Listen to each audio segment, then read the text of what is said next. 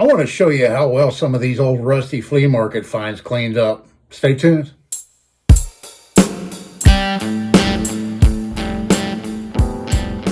Hello everybody, and thanks for coming back for another video. This is Dave, and I'm glad you're here with me. Before I get started in this video, I just want to say I hope everybody had a wonderful Christmas.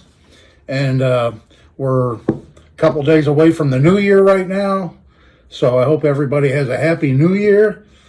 And without further ado, let me show you some of these flea market finds and how well they cleaned up. Real pleased. I think you'll be too.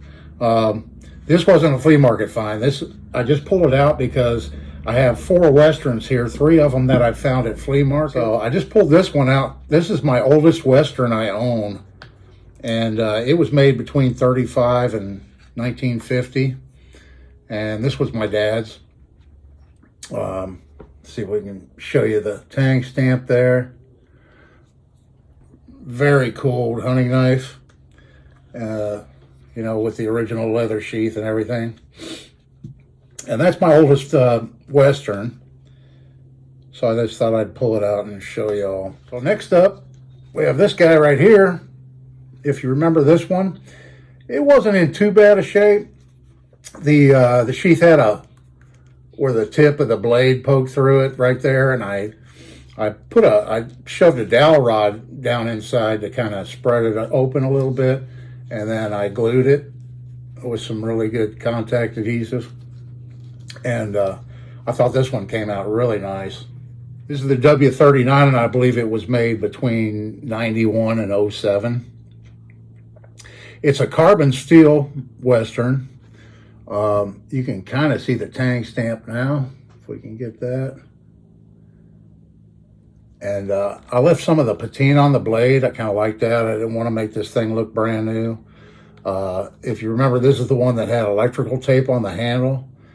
I don't know if they did that to get a better grip or to protect the handle maybe, but it did a good job protecting it because it's virtually no damage really to the handle.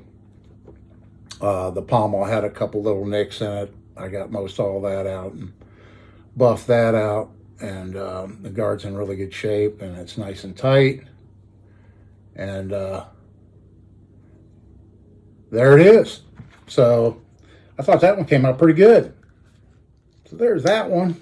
There's that Western. And then next up, we have this guy here. It's the R16. And one of my kind viewers commented in the last video on this that this one was made in 1989 with the M designation there. So I thank you for that information. Appreciate it. And I didn't do much to this but clean it. It had the handle was pretty dirty. And I just gave it a quick buffing. And it cleaned up pretty nice. So there's that Western. That's the Western Coleman Western.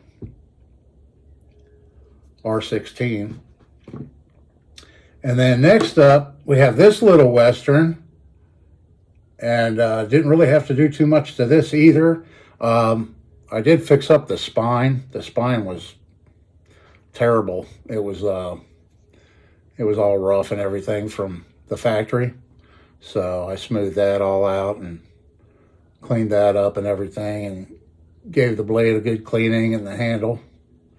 And I haven't done any leather work yet. I haven't done any sheaths for these.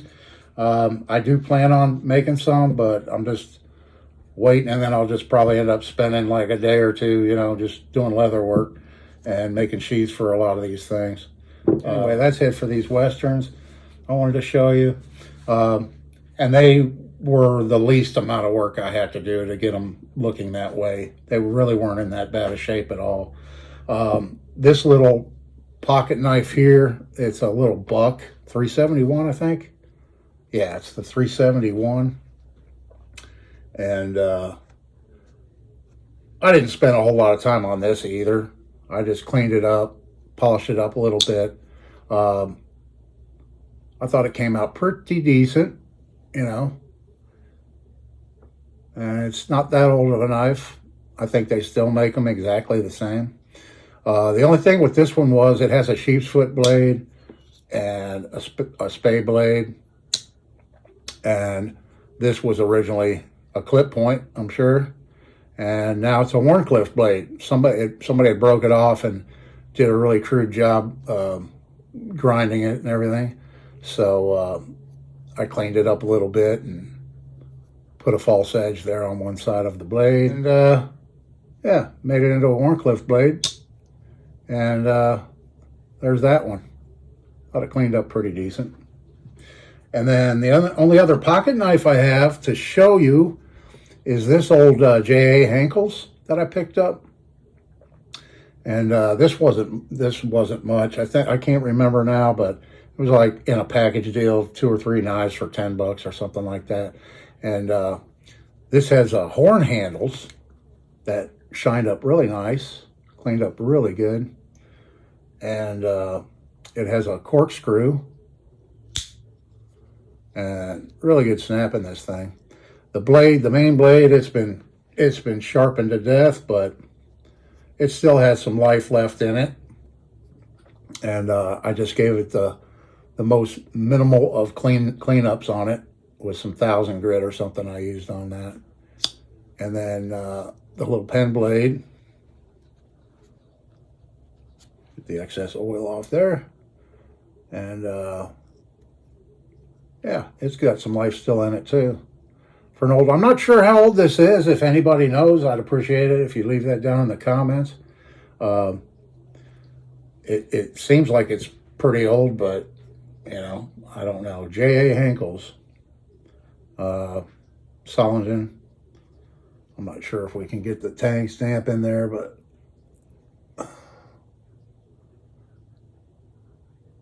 there's that one. And moving along, we got this little guy.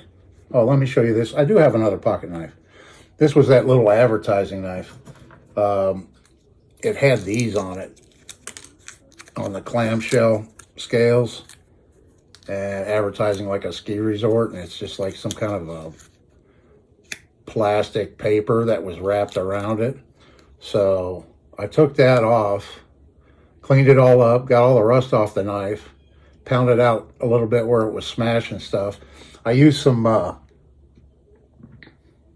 automotive paint, kind of like a metallic automotive paint on it right there, and then put some clear on top. And this was made in Germany. And right there you can see on the blade with the excess oil.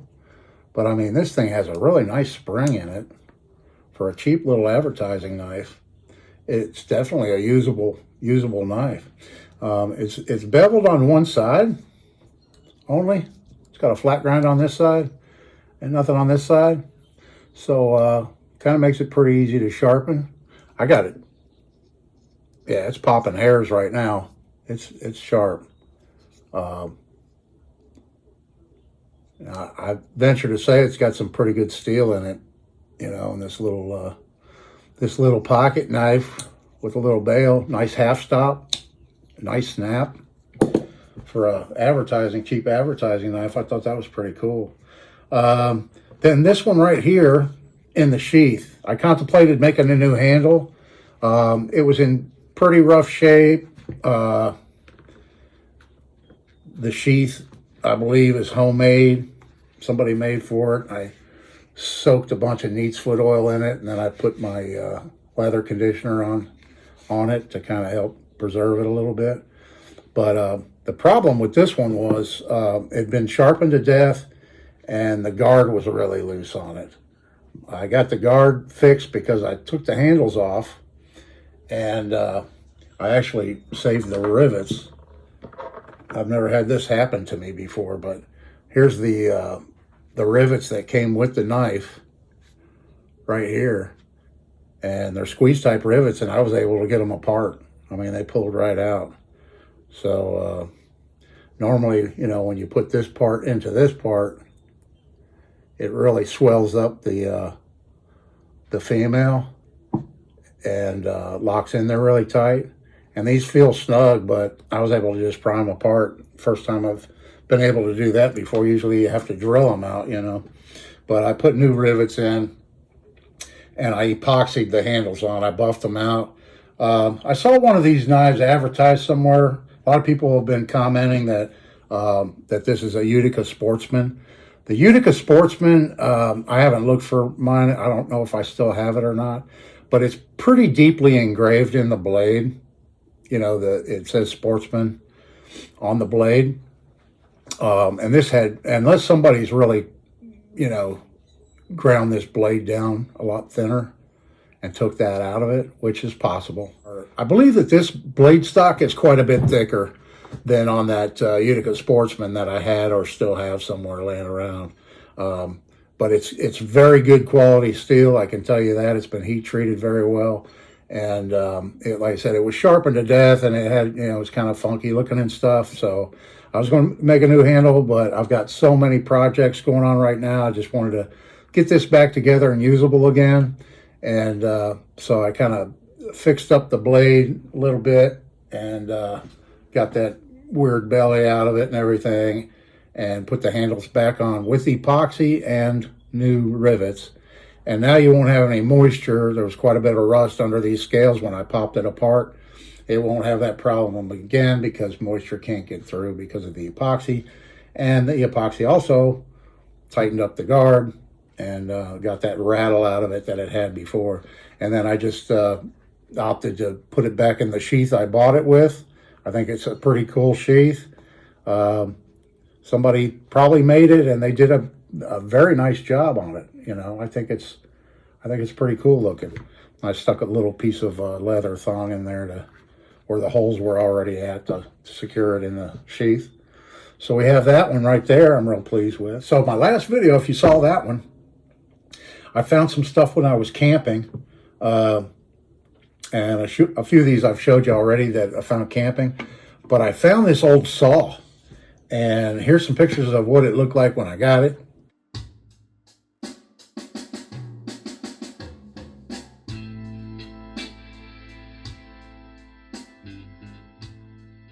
And yeah, so it was in pretty rough shape. And I bought it, like I said in that video, just for the mechanism.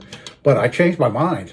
I looked this up, and at first I thought it might have been a Swedish design. There was there's another company, I think it's Housing, or however you pronounce it, over there in Sweden that makes these push button lock style folding saws, and they still sell them, and they're pretty pricey. I think they claim like 62 Rockwell on their blades, but at first I thought it was that, and then it took me forever to find this thing online, but I finally found it. Here's a picture of it.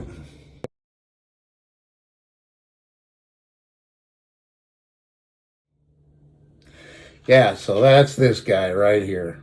They're still making them apparently, and I took it apart and sanded the wood down and put some linseed oil and wax on it. I put the blade in my easy rust remover and got all the rust off of the blade. And I thought it cleaned up pretty darn nice. I mean, the blade's got some very minor pitting in it, but you know, all the integrity to it is still there. And it's actually big enough you can put two hands on it to use it. And I love that. I have a little folding steel saw. I should have grabbed it to show you. But it's a nice little one-handed jobby, you know, with maybe a 6-inch blade or something like that. This one's a 10-inch blade. And I didn't even sharpen it. Not yet. I may touch it up. But I tried it out after I got it back together on this piece of wood right here. And this piece of maple. And it is a nice smooth cut, and it didn't take any effort to get through this at all. It did a really good job. After the rust remover, I hit it with a wire wheel, and then I put some cold bluing on it, and then some oiled it up a little bit, and there it is. And so it locks in the open position, and then you push this in, and then close it, and it locks closed also. It'll open a little bit, but it won't come completely open. I like this little saw. I'm glad I didn't cannibalize this saw just to get this lock mechanism out of it, because it's a really nice, well-made saw, and it's fairly lightweight. It's made out of a white oak. The handle, this is all white oak, I'm pretty sure, and which is very impervious to water penetration, used in boats a lot. So there's the little folding saw. I thought it came out great. And then last but not least, if you remember this hatchet, this old rusty hatchet, here's some pictures of what it looked like before.